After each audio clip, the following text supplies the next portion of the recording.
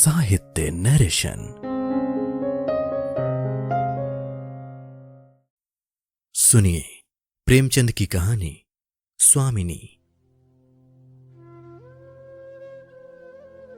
शिवदास ने भंडारी की कुंजी अपनी बहू राम प्यारी के सामने फेंककर अपनी बूढ़ी आंखों में आंसू भरकर कहा, बहू, आज से गृहस्थी की देखभाल तुम्हारे ऊपर है। मेरा सुख भगवान से देखा नहीं गया, नहीं तो क्या जवान बेटे को यूं छीन लेते। उसका काम करने वाला तो कोई चाहिए।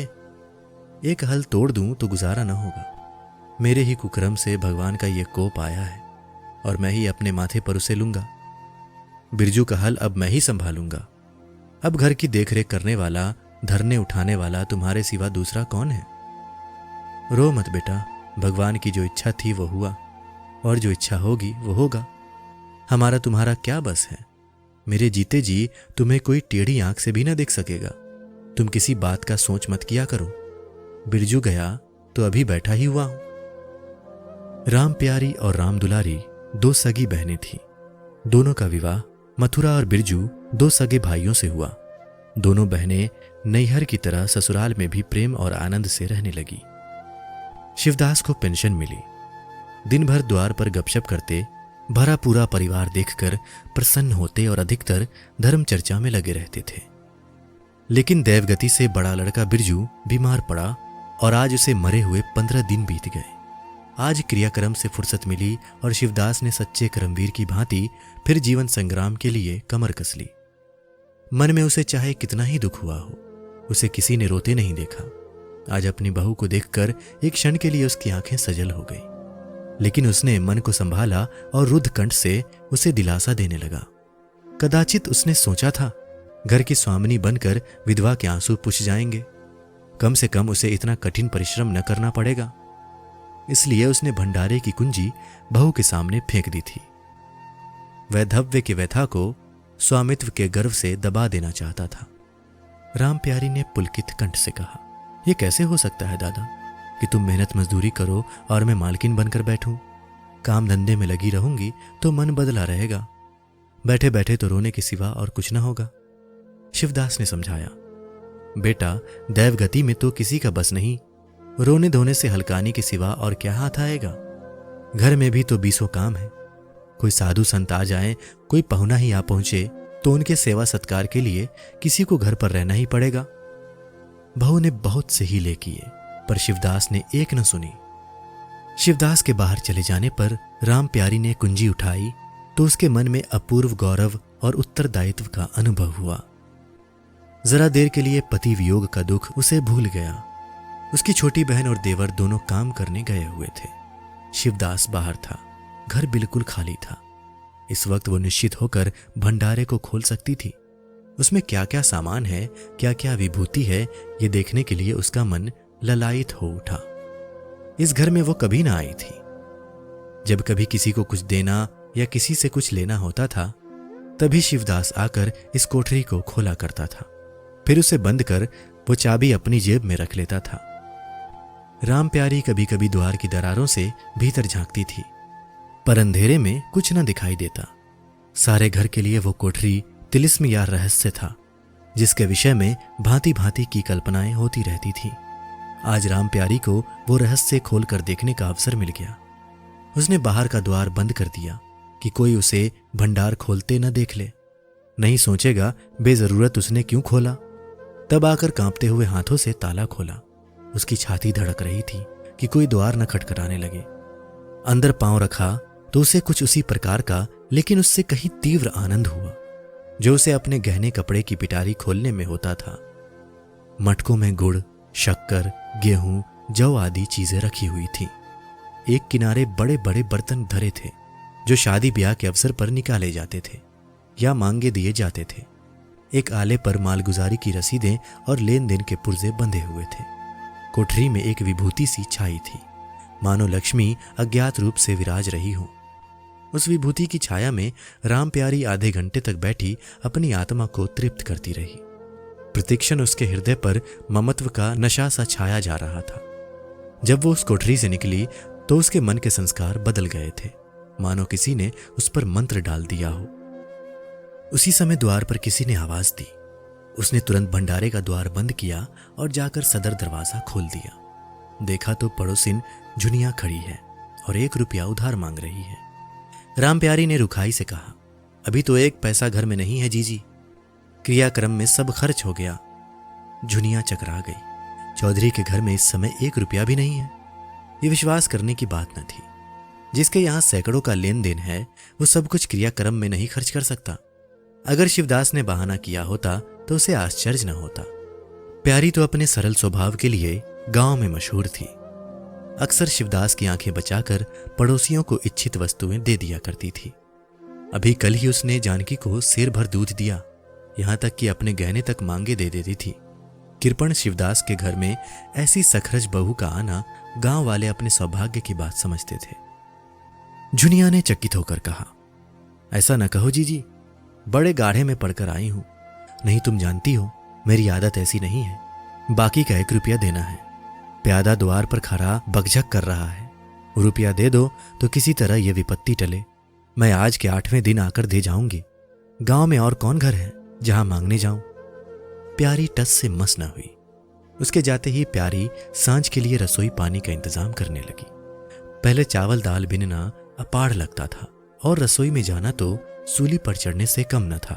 कुछ देर बहनों में झांव झांव होती, तब शिवदास आकर कहते, क्या आज रसोई न बनेगी? तो 2 में से 1 उठती और मोटे मोटे टिक्कर लगाकर रख देती, मानो बैलों का रातिब हो। आज प्यारी तन मन से रसोई के प्रबंध में लगी हुई है। अब वो घर की स्वामिनी है। तब उसने बाहर निकलकर देखा कितना कूड़ा करकट पड़ा हुआ है। बुढ़ऊ दिन भर मक्खी मारा करते हैं, इतना भी नहीं होता कि जरा झाड़ू ही लगा दें। अब क्या इनसे इतना भी ना होगा? द्वार चिकना होना चाहिए कि देखकर आदमी का मन प्रसन्न हो जाए, ये नहीं कि उबकाई आने लगे। अभी कह दूं तो तिनक उठे। अच्छा, मुन्नी नांद से अलग क्यों खड़ी है? उसने मुन्नी के पास जाकर नांद में झांका। दुर्गंध आ रही थी। ठीक मालूम होता है महीनों से पानी ही नहीं बदला गया। इस तरह तो गाय रह चुकी, अपना पेट भर लिया, छुट्टी हुई और किसी से क्या मतलब। हाँ, दूध सबको अच्छा लगता है। दादा द्वार पर बैठे चिलम पी रहे हैं, मगर इतना नहीं होता कि 4 घड़ा पानी नांद में डाल दें। मजूर रखा है, वो भी 3 कौड़ी का। खाने को 1.5 सेर, काम करते नानी मरती है। आज आता है तो पूछती हूं, नांद में पानी क्यों नहीं बदला? रहना हो रहे या जाए, आदमी बहुत मिलेंगे। चारों ओर तो लोग मारे मारे फिर रहे हैं। आखिर उससे रहा न गया, घड़ा उठाकर पानी लाने चली। शिवदास ने पुकारा, पानी क्या होगा बहू, इसमें पानी भरा हुआ है। प्यारी ने कहा, नांद का पानी सड़ गया है। मुन्नी भूसे में मुंह नहीं डालती, देखते नहीं हो कुस भर पर खड़ी है। शिवदास मार्मिक भाव से मुस्कुराए और आकर बहू के हाथ से घड़ा ले लिया। कई महीने बीत गए।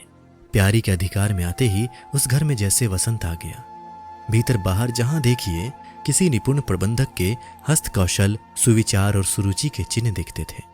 प्यारी ने गृह यंत्र की ऐसी चाबी कस दी थी कि सभी पुर्जे ठीक ठाक चलने लगे थे। भोजन पहले से अच्छा मिलता है और समय पर मिलता है। दूध ज्यादा होता है, घी ज्यादा होता है और काम ज्यादा होता है। प्यारी न खुद विश्राम लेती है न दूसरों को विश्राम लेने देती है। घर में ऐसी बरकत आ गई है कि जो चीज मांगो घर ही में निकल आती है। आदमी से लेकर जानवर तक सभी स्वस्थ दिखाई देते हैं। अब वो पहले किसी दशा नहीं है कि कोई चिथड़े लपेटे घूम रहा है, किसी को गहने की धुन सवार है। हाँ, अगर कोई रुग्ण और चिंतित तथा मलिन वेश में है तो वो प्यारी है, फिर भी सारा घर उससे जलता है। यहां तक कि बूढ़े शिवदास भी कभी कभी उसकी बदगोई करते हैं।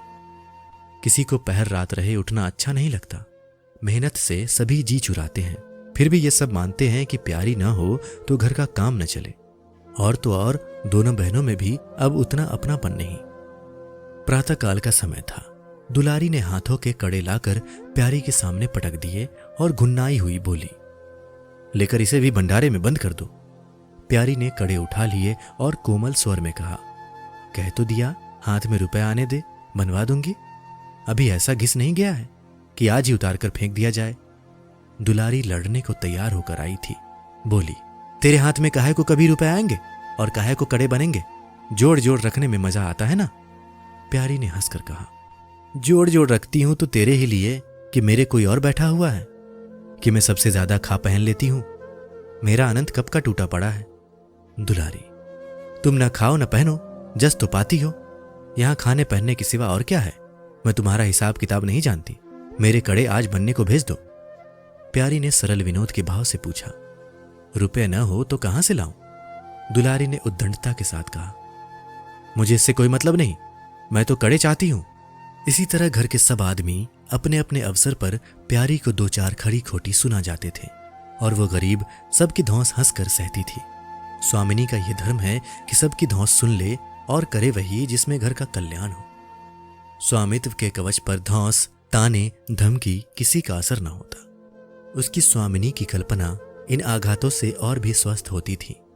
वो गृहस्थी की संचालिका है, सभी अपने अपने दुख उसी के सामने रोते हैं, पर जो कुछ वो करती है वही होता है। इतना उसे प्रसन्न करने के लिए काफी था। गांव में प्यारी की सराहना होती थी।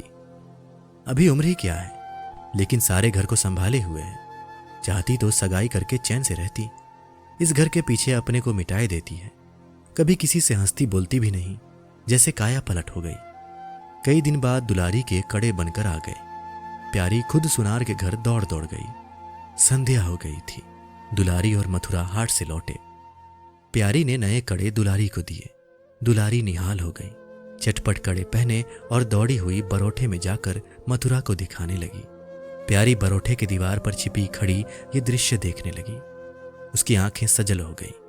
दुलारी उससे कुल 3 ही साल तो छोटी है, पर दोनों में कितना अंतर है। उसकी आंखें मानो उस दृश्य पर जम गई। दंपत्ति का वो सरल आनंद, उनका प्रेम आलिंगन, उनकी मुग्ध मुद्रा प्यारी की टकटकी सी बंध गई।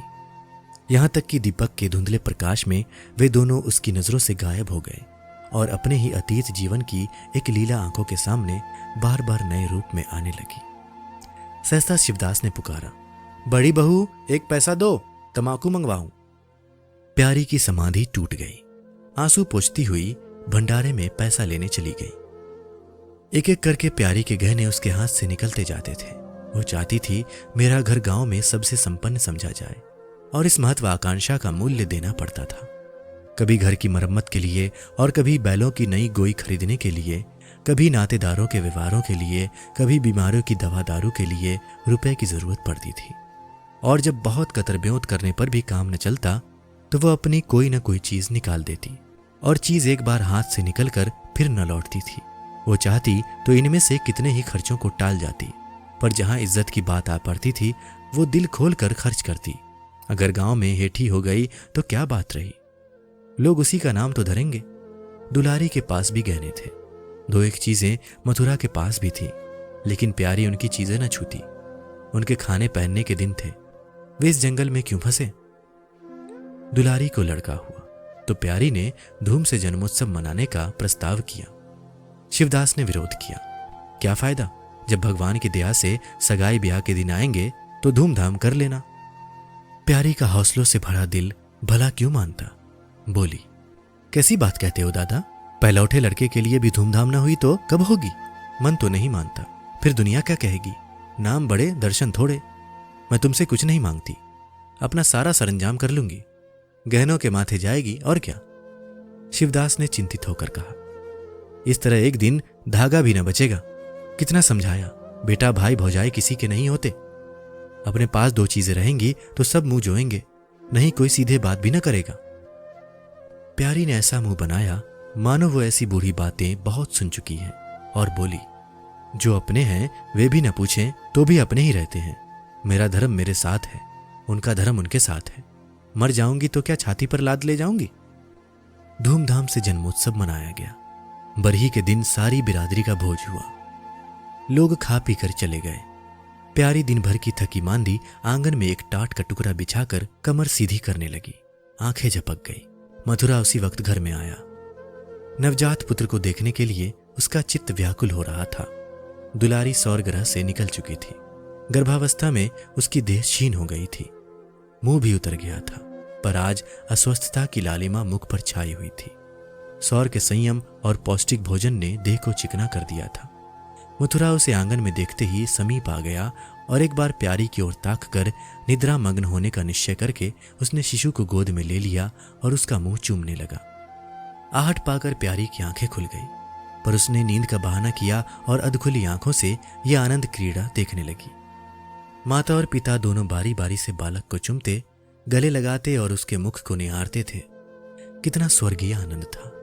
प्यारी की तृषित लालसा एक क्षण के लिए स्वामिनी को भूल गई। जैसे लगाम के मुखबद्ध बोझ से लदा हुआ हाँकने वाले के चाबुक से पीड़ित दौड़ते दौड़ते बेदम तुरंग हिनहिनाने की आवाज सुनकर कनौतियां खड़ी कर लेता है और परिस्थिति को भूलकर एक दबी हुई हिनहिनाहट से उसका जवाब देता है, कुछ वही दशा प्यारी की हुई। उसका मातृत्व जो पिंजरे में बंद मूक निश्चेष्ट पड़ा हुआ था, समीप से आने वाली मातृत्व की चहकार सुनकर जैसे जाग पड़ा और चिंताओं के उस पिंजरे से निकलने के लिए पंख फड़फड़ाने लगा। मथुरा ने कहा, यह मेरा लड़का है। दुलारी ने बालक को गोद में चिपटा कर कहा, हाँ क्यों नहीं, तुम्ही ने तो 9 महीने पेट में रखा है। सांसद तो मेरी हुई, बाप कहलाने के लिए तुम कूद पड़े। मथुरा, मेरा लड़का ना होता तो मेरी सूरत का क्यों होता? चेहरा मोहरा रंग रूप सब मेरा ही सा है कि नहीं? दुलारी, इससे क्या होता है? बीज बनिए के घर से आता है, खेत किसान का होता है, उपज बनिए की नहीं होती, किसान की होती है। मथुरा, बातों में तुमसे कोई न जीतेगा। मेरा लड़का बड़ा हो जाएगा तो मैं द्वार पर बैठकर मजे से हुक्का पिया करूंगा। दुलारी, मेरा लड़का पढ़ेगा लिखेगा, कोई बड़ा हुदा पाएगा, तुम्हारी तरह दिन भर बैल के पीछे न चलेगा। मालकिन से कहना है कल एक पालना बनवा दे। मथुरा, अब बहुत सवेरे न उठा करना और छाती फाड़कर काम भी न करना। दुलारी, ये महारानी जीने देंगी? मथुरा, मुझे तो बेचारी पर दया आती है। उसके कौन बैठा हुआ है, हम ही लोगों के लिए मरती है। भैया होते तो अब तक 2-3 बच्चों की मां हो गई होती। प्यारी के कंठ में आंसुओं का ऐसा वेग उठा कि उसे रोकने में सारी देह कांप उठी।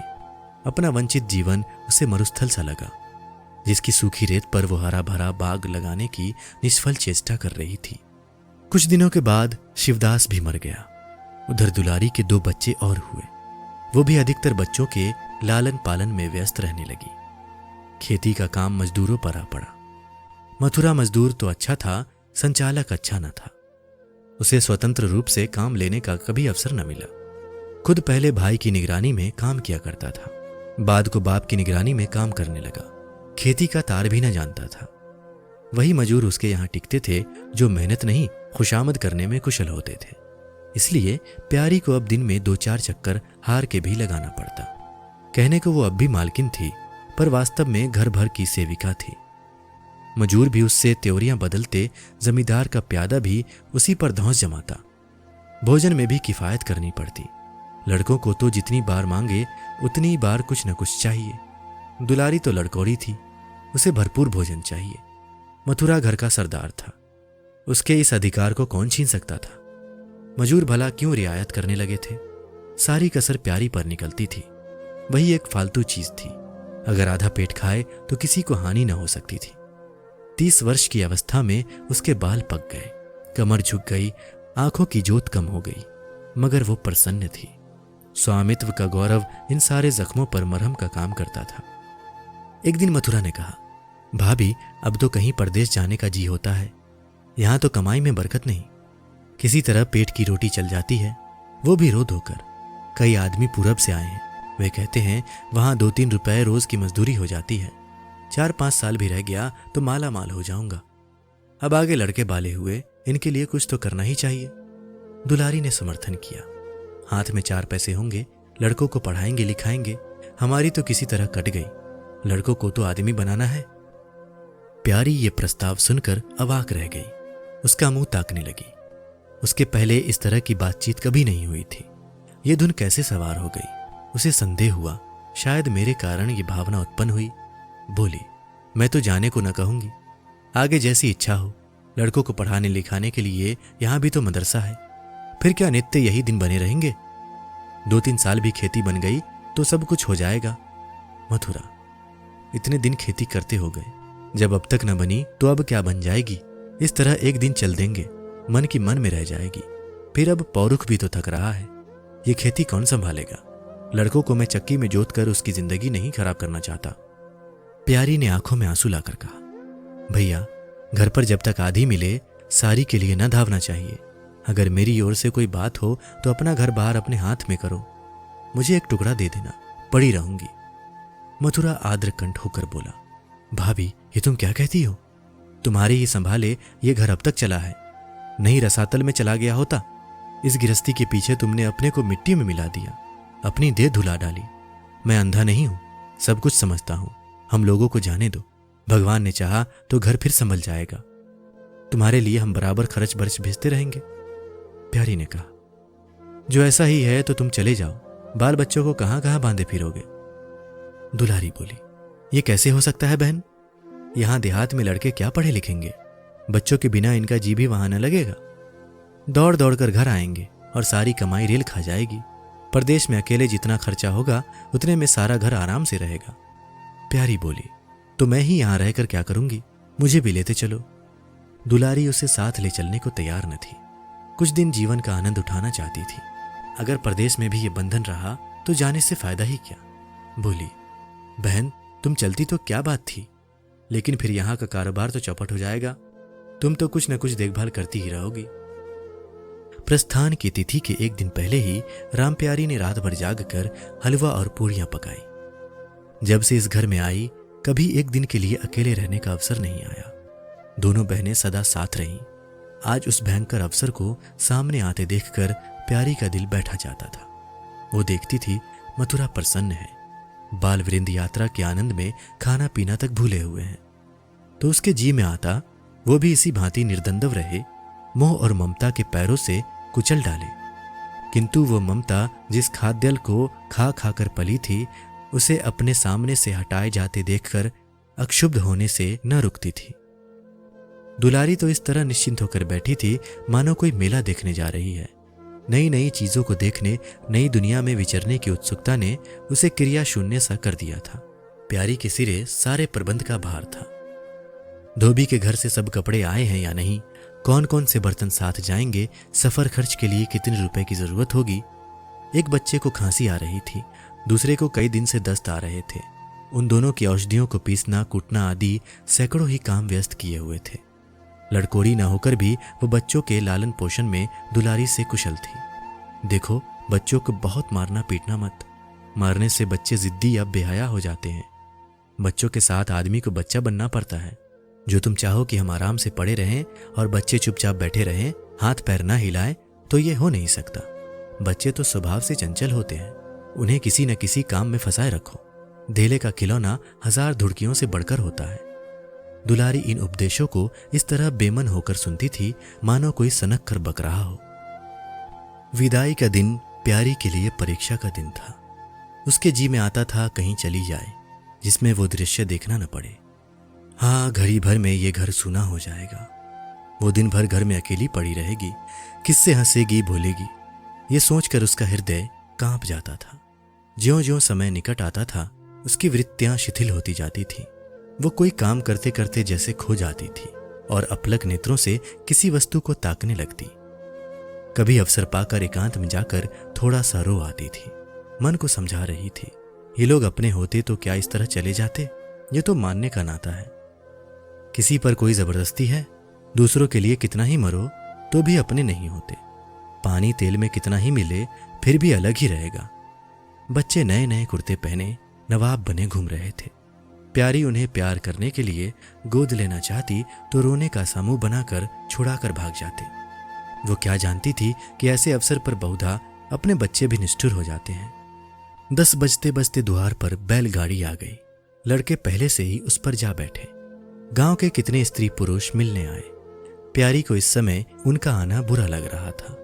वो दुलारी से थोड़ी देर एकांत गले मिलकर रोना चाहती थी। मथुरा से हाथ जोड़कर कहना चाहती थी, मेरी खोज खबर लेते रहना, तुम्हारे सिवा मेरा संसार में कौन है। लेकिन इस भंबड़ में उसको इन बातों का मौका न मिला। मथुरा और दुलारी दोनों गाड़ी में जा बैठे और प्यारी द्वार पर रोती खड़ी रह गई। वो इतनी विह्वल थी कि गांव के बाहर तक पहुंचाने की भी उसे सुधि न रही। कई दिन तक प्यारी मूर्छित सी पड़ी रही।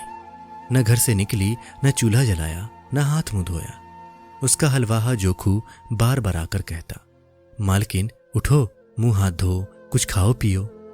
कब तक इस तरह पड़ी रहोगी? इस तरह की तसल्ली गांव की और स्त्रियां भी देती थी, पर उनकी तसल्ली में एक प्रकार की ईर्ष्या का भाव छिपा हुआ जान पड़ता था। जोखू के स्वर में सच्ची सहानुभूति झलकती थी। जोखू कामचोर, बातूनी और नशेबाज था। प्यारी उसे बराबर डांटती रहती थी। 2-1 बार उसे निकाल भी चुकी थी, पर मथुरा के आग्रह से फिर रख लिया था। आज भी जोखू की सहानुभूति भरी बातें सुनकर प्यारी झुंझलाती, ये काम करने क्यों नहीं जाता, यहां मेरे पीछे क्यों पड़ा हुआ है। मगर उससे झिड़क देने को जी न चाहता था। उसे उस समय सहानुभूति की भूख थी। फल कांटेदार वृक्ष से भी मिले तो क्या उन्हें छोड़ दिया जाता है। धीरे धीरे अक्षोभ का वेग कम हुआ। जीवन के व्यापार होने लगे। अब खेती का सारा भार प्यारी पर था। लोगों ने सलाह दी, एक हल तोड़ दो और खेतों को उठा दो, पर प्यारी का गर्व यूं ढोल बजाकर अपनी पराजय स्वीकार न करना था। सारे काम पूर्ववत चलने लगे। उधर मथुरा के चिट्ठी पत्री न भेजने से उसके अभिमान को और भी उत्तेजना मिली। वो समझता है मैं उसके आसरे बैठी हूं, उसके चिट्ठी भेजने से मुझे कोई निधि न मिल जाती। उसे अगर मेरी चिंता नहीं है तो मैं कब उसकी परवाह करती हूं। घर में तो अब विशेष काम रहा नहीं। प्यारी सारे दिन खेती बाड़ी के कामों में लगी रहती। खरबूजे बोए थे, वो खूब फले और खूब बिके। पहले सारा दूध घर में खर्च हो जाता था, अब बिकने लगा। प्यारी की मनोवृत्तियों में भी एक विचित्र परिवर्तन आ गया। वो अब साफ कपड़े पहनती, मांग चोटी की ओर से भी उतनी उदासीन न थी। आभूषणों में भी रुचि हुई। रुपए हाथ में आते ही उसने अपने गिरवी गहने छुड़वाए और भोजन भी संयम से करने लगी। सागर पहले खेतों में सींचकर खुद खाली हो जाता था, अब निकास की नालियां बंद हो गई थी। सागर में पानी जमा होने लगा और उसमें हल्की हल्की लहरें भी थी। खिले हुए कमल भी थे। एक दिन जोखू हार से लौटा तो अंधेरा हो गया था। प्यारी ने पूछा, अब तक वहां क्या करता रहा? जोखू ने कहा, 4 क्यारियां बच रही थी। मैंने सोचा 10 मोट और खींच दूं, कल का झंझट कौन रखे। जोखू अब कुछ दिनों से काम में मन लगाने लगा था। जब तक मालिक उसके सिर पर सवार रहते थे वो हीले बहाने करता था। अब सब कुछ उसके हाथ में था। प्यारी सारे दिन हार में थोड़ी ही रह सकती थी, इसलिए अब उसमें जिम्मेदारी आ गई थी। प्यारी ने लोटे का पानी रखते हुए कहा, अच्छा हाथ मुंह धो डालो, आदमी जान रखकर काम करता है। हाय हाय करने से कुछ नहीं होता। खेत आज ना होते कल होते, क्या जल्दी थी। जोखू ने समझा प्यारी बिगड़ गई। उसने तो अपनी समझ में कारगुजारी की थी और समझा था तारीफ होगी। यहां आलोचना हुई। चिढ़कर बोला, मालकिन दाहिने बाएं दोनों ओर चलती हो, जो बात नहीं समझती हो उसमें क्यों कूदती हो। कल के लिए तो ऊंचवा के खेत पड़े सूख रहे हैं। आज बड़ी मुश्किल से कुआं खाली हुआ था। सवेरे में पहुंचता तो कोई और आकर न छेक लेता, फिर अठवारे तक राह देखनी पड़ती, तब तक तो सारी ऊख विदा हो जाती। प्यारी उसकी सरलता पर हंसकर बोली, अरे तो मैं तुझे कुछ कह थोड़ी रही हूं पागल। मैं तो कहती हूं कि जान रखकर काम कर, कहीं बीमार पड़ गया तो लेने के देने पड़ जाएंगे। जोखू, कौन बीमार पड़ जाएगा? मैं 20 साल में कभी सिर तक तो दुखा नहीं, आगे की नहीं जानता। कहो रात भर काम करता रहूं।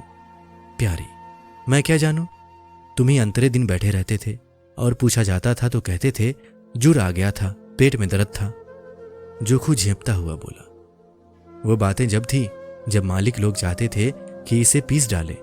अब तो जानता हूं मेरे ही माथे है, मैं न करूंगा तो सब चौपट हो जाएगा। प्यारी, मैं क्या देखभाल नहीं करती? जोखू, तुम बहुत करोगी, 2 बेर चली जाओगी, सारे दिन तुम वहां बैठी नहीं रह सकती। प्यारी के उसके निष्कपट व्यवहार ने मुग्ध कर दिया।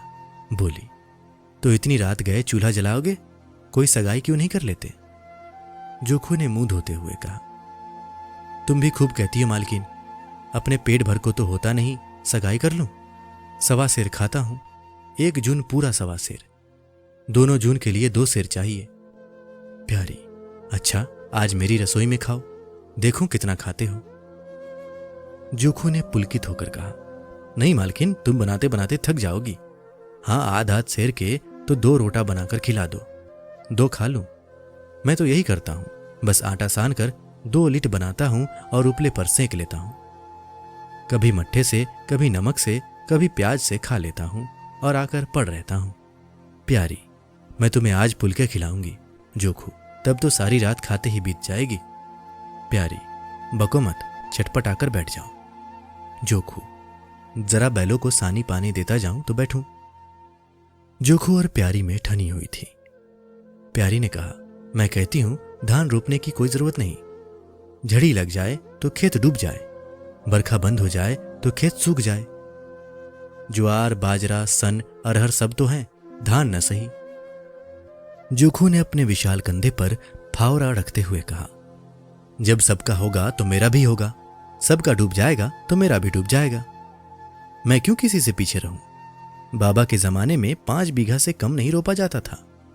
बिरजू भैया ने उसमें 1-2 बीघे और बढ़ा दिए। मथुरा ने भी थोड़ा बहुत हर साल रोपा। तो मैं क्या सबसे गया बीता हूं? मैं 5 बीघे से कम न लगाऊंगा। तब घर में 2 जवान काम करने वाले थे। मैं अकेला उन दोनों के बराबर खाता हूं, दोनों के बराबर काम क्यों ना करूंगा? चल झूठा कहीं का। कहते थे 2 सेर खाता हूं, 4 सेर खाता हूं, आधे सेर में रह गए। एक दिन तौलो तब मालूम हो। तौला है, बड़े खाने वाले। मैं कह देती हूं धान न रोपो, मजूर मिलेंगे नहीं, अकेले हलकान होना पड़ेगा। तुम्हारी भला से मैं ही हलकान होऊंगा ना, ये देख किस दिन काम आएगी। प्यारी ने उसके कंधे पर से फावड़ा ले लिया और बोली, तुम पहर रात से पहर रात तक ताल में रहोगे, अकेले मेरा जी उबेगा। जोखू को उबने का अनुभव न था। कोई काम न हो तो आदमी पड़कर सो रहे, जी क्यों उबे? बोला, जी उबे तो सो रहना। मैं घर रहूंगा तब तो और जी उबेगा। मैं खाली बैठता हूं तो बार बार खाने की सूझती है। बातों में देर हो रही है और बादल घिरे आते हैं। प्यारी ने कहा, अच्छा कल से जाना, आज बैठो। जोखू ने मानो बंधन में पड़कर कहा, अच्छा बैठ गया, कहो क्या कहती हो? प्यारी ने विनोद करते हुए पूछा, कहना क्या है? मैं तुमसे पूछती हूं अपनी सगाई क्यों नहीं कर लेते? अकेले मरती हूं तब 1 से 2 हो जाऊंगी। जोखू शर्माता हुआ बोला, तुमने फिर वही बेबात की बात छेड़ दी मालकिन। किससे सगाई कर लूं यहां? ऐसी मेहरिया लेकर क्या करूंगा जो गहनों के लिए मेरी जान खाती रहे? प्यारी, ये तो तुमने बड़ी कड़ी शर्त लगाई। ऐसी औरतें कहां मिलेंगी जो गहने भी न चाहे? जोखू, ये मैं थोड़ी ही कहता हूं कि वो गहने न चाहे, हाँ मेरी जान न खाए। तुमने तो कभी गहनों के लिए हट न किया, बल्कि अपने सारे गहने दूसरों के ऊपर लगा दिए। प्यारी के कपोलों पर हल्का सा रंग आ गया। बोली, अच्छा और क्या चाहते हो? जोखू, मैं कहने लगूंगा तो बिगड़ जाओगी। प्यारी की आंखों में लज्जा की एक रेखा नजर आई। बोली, बिगड़ने की बात कहोगे तो जरूर बिगड़ूंगी। जोखू, तो मैं ना कहूंगा? प्यारी ने उसे पीछे की ओर ठेलते हुए कहा, कहोगे कैसे नहीं, मैं कहला के छोड़ूंगी। जोखू, मैं चाहता हूं कि वो तुम्हारी तरह हो, ऐसी गंभीर हो, ऐसी बातचीत में चतुर हो, ऐसा ही अच्छा पकाती हो, ऐसी ही किफायती हो, ऐसी ही हंसमुख हो। बस ऐसी औरत मिलेगी तो करूंगा, नहीं इसी तरह पड़ा रहूंगा। प्यारी का मुख लज्जा से आरक्त हो गया। उसने पीछे हटकर कहा, तुम बड़े नटखट हो, हंसी हंसी में सब कुछ कह गए। दोस्तों, अभी आप सुन रहे थे मुंशी प्रेमचंद की लिखी कहानी स्वामिनी।